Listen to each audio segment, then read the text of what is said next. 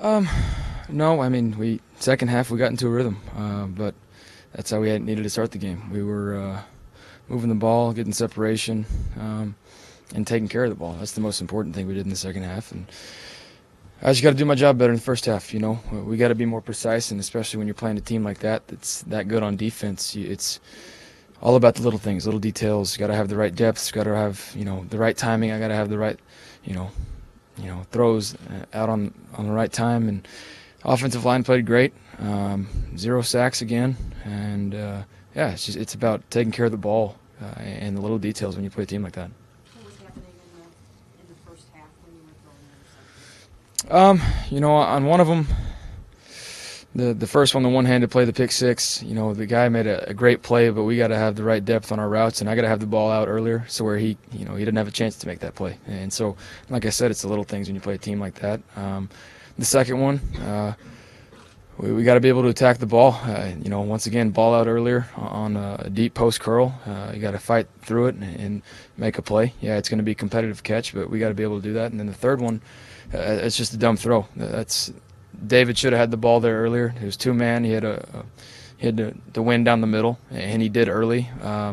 Stepped up in the pocket, and yeah, that's where the ball should have gone, but not that late. And that's what happens when you force something late.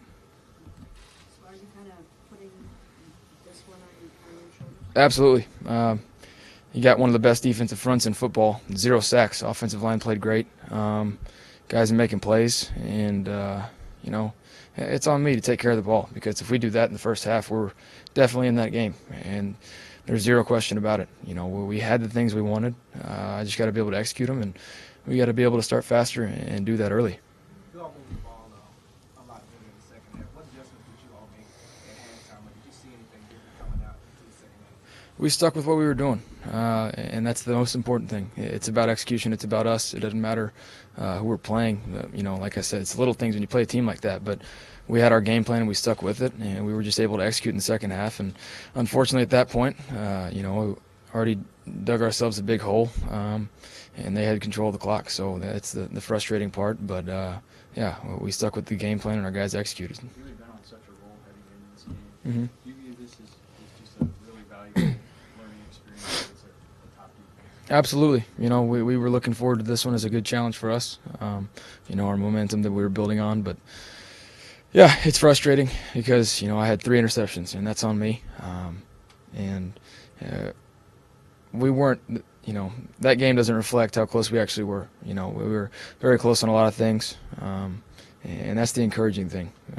We have to build on that. I have to get better, and I'll handle that. There's no doubt about that. But, I want our guys to use this going forward as a positive thing.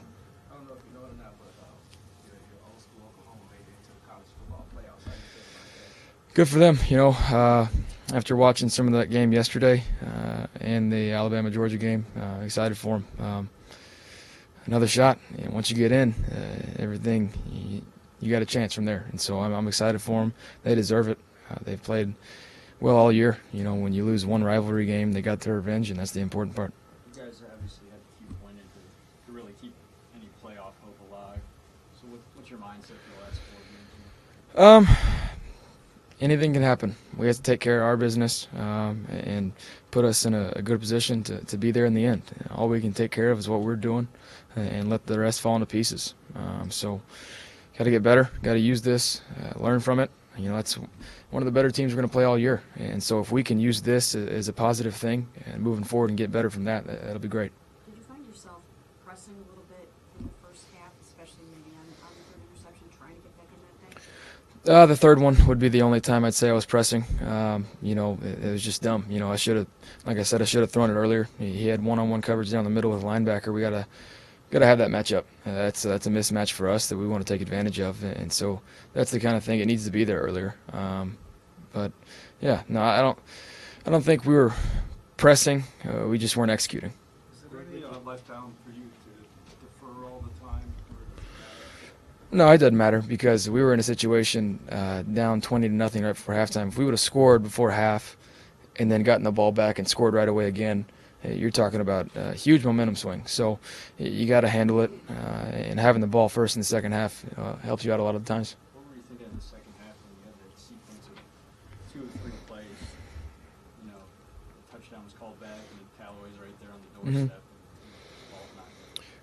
We were going to be right in that game. That's the thing that we just kept swinging, stayed with our game plan. Our guys kept executing, and that's absolutely not on Callaway. He made a hell of a catch. One, he scored on the play before that, and they called it back, and then he's exhausted, makes another great catch, and breaks the tackle, goes down there, and I watched the replay. He had it tucked. The guy made a great defensive play, and so that's not on him at all. It's for him to feel like that's the game's on him. It's not. Yeah. So we trust him. He's doing a lot of good things right now, and he made a heck of a play to get down there. Grant mentioned there were some defensive adjustments the Texans made to the first half. Are those things that you noticed, or things that you don't have to learn from in terms of how you reacted to it? Yeah, they did a couple different things. Like I said, the two-man on the interception, the third one was a little change-up for them. But I think we expected that, for them to trust their pass rushers to get home and play man coverage and drop out. So that's kind of the adjustments we saw, was them play a lot more coverage and trust their guys up front to get to me. But our offensive line did a great job. 0 sacks once again. So, like I said, if you take care of the ball, it's a different story in that game. How do you evaluate the second half? It's over 350 yards. That's how the first half should have gone if we executed our stuff. Like I said, we stuck with our game plan.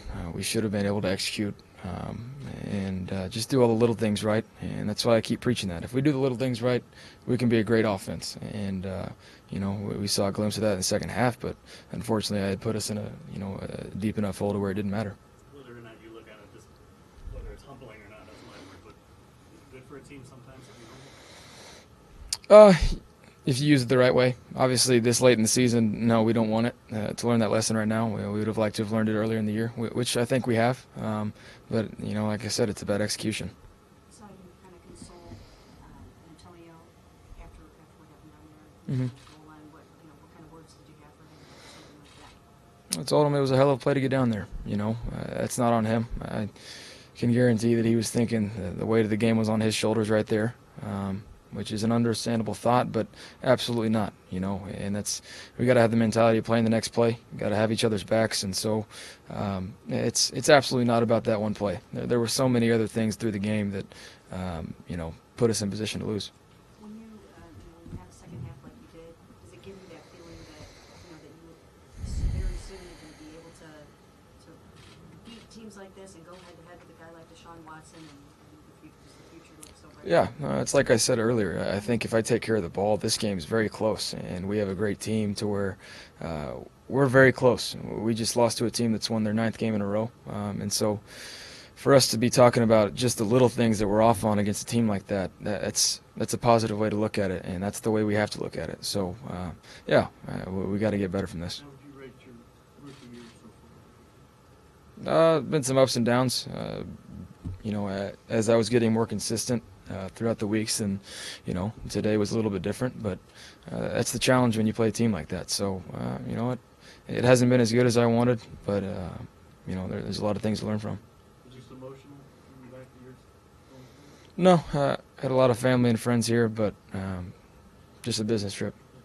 You got a Heisman vote this year. Have you voted yet? I'll do that here pretty soon. They're due tomorrow.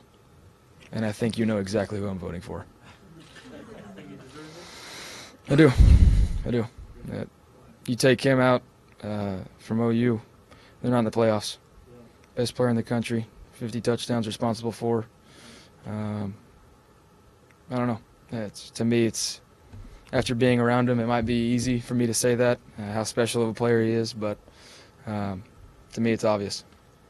And that's nothing against him, Tua. Absolutely not. I think he's had an incredible year, but I think it showed for itself yesterday. Some folks in Ohio may argue with you on that. That's all right.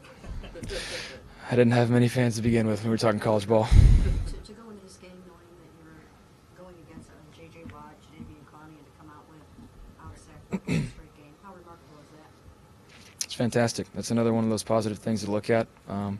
Like I said earlier in the week, we're going to do what we do. We have to pay attention to where those guys are, but the thing I told myself throughout the week was we can't live in our fears. We can't let those guys affect our game plan, change it too much. We have to be able to execute. And our guys up front took the challenge and ran with it, and I'm very proud for them. How much has Nick Chubb helped your offense this year? Just one more How time. much has Nick Chubb helped your offense? Tremendous amount. And I think you guys have seen as the weeks have gone on, him being a bigger part in the passing game has improved our offense exponentially.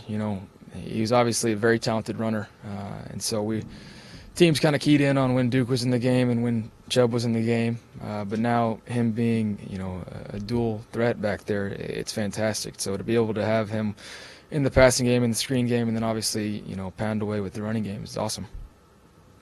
Any of the off the field stuff track your performance? No, absolutely not. That's the one thing that everybody in that locker room knew was what happened last week. We put behind us, and we came in with a great game plan. Like I said, it was a matter of me taking care of the ball and execution. And so it's the little things, and that's what we need to realize.